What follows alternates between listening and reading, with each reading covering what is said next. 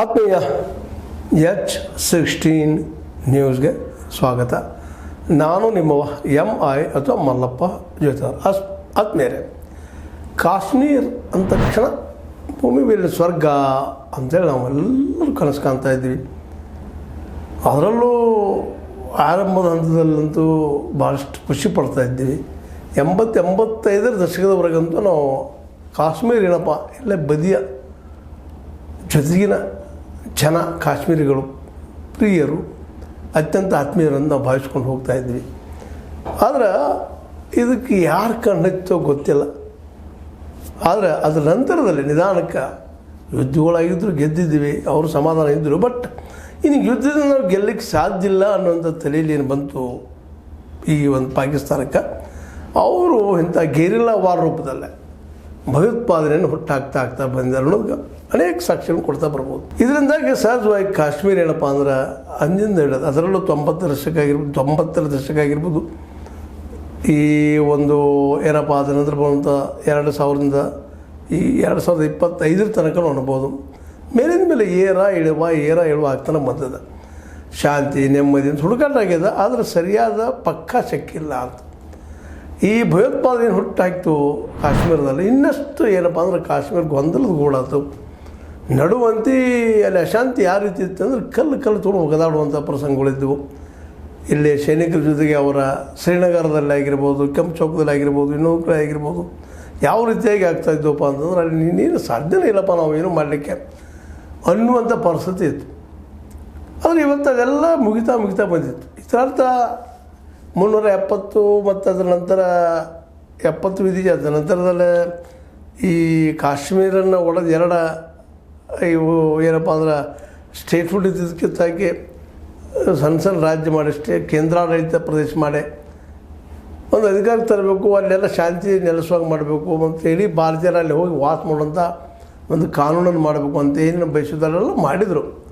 ಅದು ಮಾಡಿದ ಮೇಲೆ ಸ್ವಲ್ಪ ಇತ್ತು ಸಂಘರ್ಷ ಇಲ್ಲ ಅಂತಲ್ಲ, ಆದರೆ ನಿಧಾನಕ್ಕೆ ಅದೊಂದು ಕಂಟ್ರೋಲ್ಗೆ ಬರ್ತಾ ಇತ್ತು ಅನ್ನೋದು ಅಷ್ಟ ಸತ್ಯದ.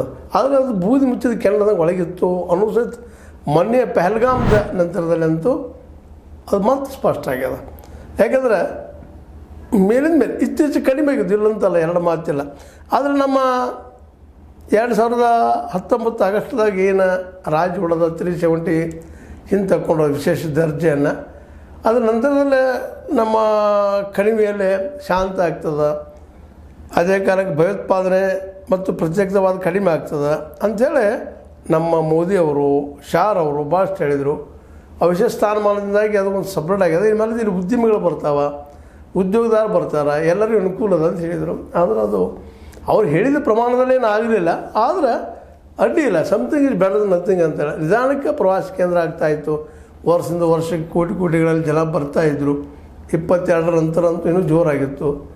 ಈ ಎಲ್ಲ ನಡೆದಾಗ ಇನ್ನೇನಪ್ಪ ಕಾಶ್ಮೀರ ಶಾಂತ ಆಯ್ತು ಬಿಡು, ಇನ್ನೇನಿಲ್ಲ, ಅದು ಅಂಥ ಪ್ರಾಬ್ಲಮ್ ಏನಿಲ್ಲ ಅನ್ನೋದ್ರೊಳಗೆ ನಡಕ್ಕೆ ಚುನಾವಣೆಯೂ ಆಯಿತು ಶಾಂತ ರೂಪದಿಂದ. ಇದೆಲ್ಲ ಹೌದು, ನಿಜವಾಗಿಯೂ ಕೇಂದ್ರದ ಬಲಿಷ್ಠ ಭುಜಗಳಿಂದ ಇದೆಲ್ಲ ಸಾಧ್ಯ ಆಯಿತು, ಸ್ಟ್ರಿಕ್ಟ್ ಪಾಲಿಸಿಗಳಿಂದ ಸಾಧ್ಯ ಆಯಿತು ಅನ್ನೋದು ನಾವು ಅಲ್ಲ ಹೇಳಲಿಕ್ಕೆ ಸಾಧ್ಯನೇ ಇಲ್ಲ. ಆದರೆ ಹೇಗಾಗಿ ಪಹಲ್ಗಾಮದ ಏನಾಗಿಬಿಡ್ತು, ಈ ಶಾಂತಿ ಸ್ಥಾಪನೆ ಆಗ್ಯದ ಅನ್ನೋರ್ಕನಾಗ ಮಣ್ಣು ಎರಿಸಂಗೆ ಆಗಿಬಿಟ್ಟದ. ಅಲ್ಲಿ ಪ್ರೊಫೆಸರ್ ಗಿಲಾನಿ ಅಂತ ಬರ್ತಾರೆ, ಗಿಲಾನಿ ಅಂತೇಳಿ, ವಾಣಿ ಅಂತೇಳಿ ಅವ್ರಿಗಿಂತವ್ರು ಹೇಳ್ತಾರೆ, ಹೌದು ಮೋದಿಯವರು ಪ್ರಯತ್ನ ಮಾಡಿದ್ದಾರೆ, ಇವತ್ತು ಕಂಟ್ರೋಲ್ಗೆ ತರ್ತಾ ಇದ್ದಾರೆ ಸರಿ. ಆದರೆ ಪಹಲ್ಗಾಮ್ ಘಟನೆ ಏನಾಯಿತು, ನಿಶ್ಚಿತವಾಗಿ ಅಲ್ಲಿಲ್ಲಪ್ಪ ಅಂಥ ಪರಿಸ್ಥಿತಿ ಇಲ್ಲ ಅನ್ನುವಂಗೆ ಮತ್ತು ಜನರಲ್ಲಿ ವಿಶ್ವಾಸ ಕಡಿಮೆ ಆಗಿಬಿಡುವಂಗೆ ಆಗಿಬಿಡ್ತು. ಇದನ್ನು ಮಾಡುವಲ್ಲಿ ಭಯೋತ್ಪಾದಕರು ಇವತ್ತು ಯಶಸ್ವಿಯಾಗಿದ್ದಾರಂತೆ. ಕಾಶ್ಮೀರದಲ್ಲಿದ್ದಂತಹ ಕಾಶ್ಮೀರಿಗಳಿಗೆ ಮತ್ತು ಭಾರತೀಯರಿಗೆ ಜಗಳ ಹಚ್ಚೋರು ಯಶಸ್ವಿಯಾಗಿದ್ದಾರೆ. ಹಿಂದೂಗಳನ್ನ ನಂಬುವಾಗಿಲ್ಲ ಅನ್ನೋಂಗೆ ಮಾಡಿದ್ದಾರೆ. ಆದರೆ ಈ ಕೆಲಸ ಈ ಒಂದು ಇದರಿಂದ ಪಹಲ್ಗಾಮದಿಂದ ಹೊಡೆದು ಬಿದ್ದಿದ್ದು ಭಾಳಷ್ಟು ಹಿನ್ನಡೆ ಆದಂಗೆ ಆಗಿದಂತೆ. ಇದಾದ ನಂತರ ಈಗಂತೂ ಅಲ್ಲಿ ಪೊಲೀಸ್ ವ್ಯವಸ್ಥೆ ಮತ್ತು ಸ್ಟ್ರಿಕ್ಟ್ ಆಗಿದೆ, ಸೈನ್ ನಿಲ್ಲಿಸ್ಬಿಟ್ಟಿದ್ದಾರೆ. ಅಲ್ಲೇ ಬೇರೆ ಸ್ಥಳದಿಂದ ಬರೋರಿಗೆ ಪ್ರವಾಸಿಗರಿಗೆ ಅವಕಾಶ ಇಲ್ಲ. ಇವೆಲ್ಲವೂ ಮಾಡಿದ್ರಿಂದ ಮತ್ತು ಹಳೆಯ ಈ ಕಾಶ್ಮೀರ ಆಯ್ತಾ ಅನ್ನುವಂಥ ಪ್ರಶ್ನೆಗಳು ಬಂದಿದ್ದರಿಂದಾಗೆ ಮತ್ತು ಈ ಭಯೋತ್ಪಾದನೆಯಿಂದ ನೋಡಿ ಸಾಕಾದಂತಹ ನಮ್ಮ ಫಾರೂಕ್ ಅಬ್ದುಲ್ಲಾ ಅವರು, ಶೇಖ್ ಅಬ್ದುಲ್ಲಾ ಅವ್ರ ಮಗ, ಅವರು ಬೇಸತ್ತು ಹೋಗಿಬಿಟ್ಟಿದ್ದಾರೆ. ಇವತ್ತು ಎಷ್ಟಪ್ಪ ಇದು ನಮ್ಮ ಜೀವ ಮಾಡೋದು ತುಂಬ ಬರೀ ಇದೇ ಮಾಡೋದಾಯ್ತಲ್ಲ ನಾವು ಅಂತ. ಯಾಕಂತಂದರೆ ಅಲ್ಲಿ ಕಾಶ್ಮೀರಿಗಳನ್ನು ಅವ್ರು ಬಲ್ಲರು, ಸ್ವಯಂದಿಂದ ಬಲ್ಲರು, ಅವ್ರ ಜೊತೆಗಿದ್ದಂಥವ್ರು ಸುತ್ತ ಕಾಶ್ಮೀರಿಗಳು. ಹೀಗಿದ್ದಾಗ ನಾವು ಇಲ್ಲಿ ಶಾಂತ ಮಾಡಿ ಏನೋ ಮಾಡಬೇಕಾಗಿತ್ತು. ಶೇಖ್ ಅವರಂಥವ್ರಂತೆ ಶೇಖ್ ಅಬ್ದುಲ್ಲಾ ಅವರಂತೂ ಪೂರ್ಣ ಪ್ರಮಾಣದಲ್ಲಿ ಕಾಶ್ಮೀರಿಗಳ ಮನವನ್ನು ಗೆದ್ದಂಥ ಮುಖ್ಯಮಂತ್ರಿಗಳಾಗಿದ್ದರು ಮತ್ತು ಅವ್ರ ಧ್ವನಿನೂ ಆಗಿದ್ದರು. ಅವ್ರ ಮಗ ಫಾರೂಕ್ ಅಬ್ದುಲ್ಲಾ, ಇವತ್ತು ಒಮರ್ ಅಬ್ದುಲ್ಲಾ, ಇವರೆಲ್ಲರೂ ಇನ್ನೇನು ಶಾಂತ ಆಯ್ತು ಬಿಡು ಅನ್ನೋಷ್ಟರಲ್ಲೇ ರಾಜ್ಯದ ಸ್ಟೇಟ್ ಕೇಂದ್ರ ಆಯಿತು ಅನ್ನೋದ್ರೊಳಗೆ ಏಕಾಏಕಿ ಇದು ಪಹಲ್ಗಾಮ್ ದಾಳಿ ಆದಿದ್ದು ಎಲ್ಲರೂ ಉಲ್ಟಾ ಹೊಡೆದಂಗೆ ಆಗಿಬಿಟ್ಟದ. ಶಾಂತಿ ಮಾರ್ಗ ಮತ್ತೆ ಬಂದಾಯ್ತಪ್ಪ, ಅಡೆತಡೆಗಳು ಸ್ಟಾರ್ಟ್ ಆದವು ಅನ್ನುವಂಗೆ ಆಗಿ ಹೋಗಿಬಿಟ್ಟದ. ಇದು ಆಗಬಾರ್ದಾಗಿತ್ತು ಅಂತ ಎಲ್ಲರ ಅಭಿಪ್ರಾಯ.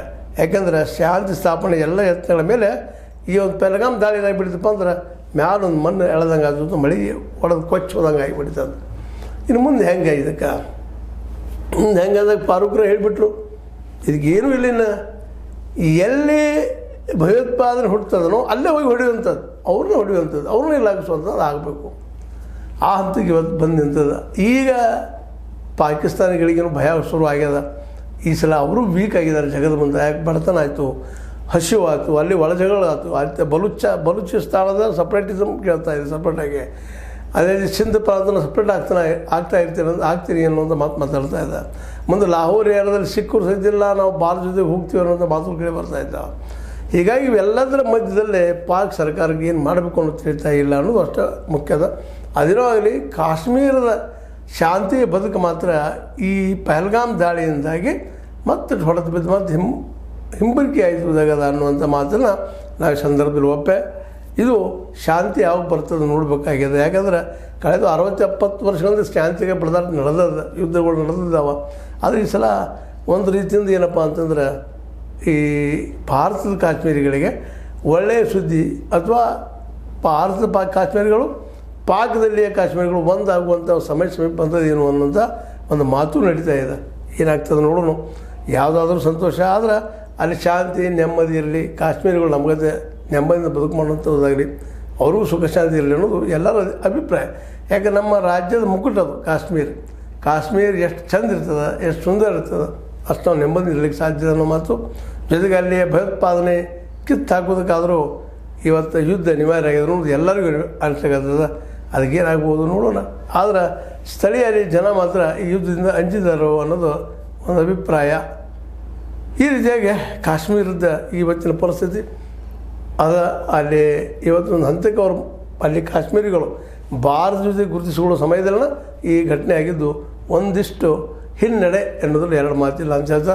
ಇದು ನಿಮ್ಗೆ ಲೈಕ್ ಆಗಿರ್ಬೋದು. ಲೈಕ್ ಮಾಡಿ, ಶೇರ್ ಮಾಡಿರಿ, ಕಾಂಟ್ಯಾಕ್ಟ್ ಮಾಡಿರಿ. ಜೊತೆಗೆ ಸಬ್ಸ್ಕ್ರೈಬ್ ಆಗೋದು ನಿಲ್ಲಿಸ್ಲಿಕ್ಕೆ ಹೋಗ್ಬೇಡ್ರಿ. S16 ನ್ಯೂಸ್ ಅರ್ಥಾತ್ ಹೇ ಸೀತಾರಾಮ್, ಸತ್ಯ ಕೈ ಕನ್ನಡಿ ವಂದನೆಗಳು.